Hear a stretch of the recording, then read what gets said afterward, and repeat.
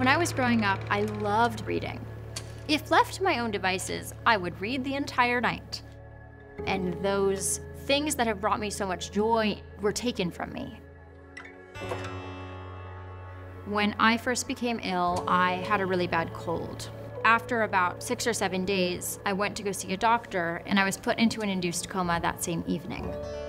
I was experiencing total lung failure. It took me about 2 years after my initial illness for a diagnosis to actually happen. And by the time it was clear that something was wrong with my brain, I experienced brain damage. I essentially couldn't read, I had trouble walking. I had lost a large amount of mental functioning. This one doctor thought that I might have a very rare disease called hemophagocytic lymphohistiocytosis, or HLH, which is fatal without a bone marrow transplant. I think I was very angry for a long time that I was losing time. I remember becoming aware that I had a match and knowing how great of a gift that was going to be, and finally allowing myself to have a little bit of hope. I had a donation and it saved my life.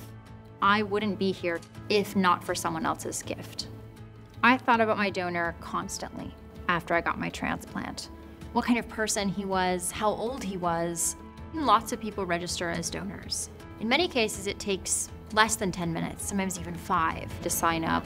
I have been able to attend undergraduate institution, spend more time with my family, get a few more years with my grandmother.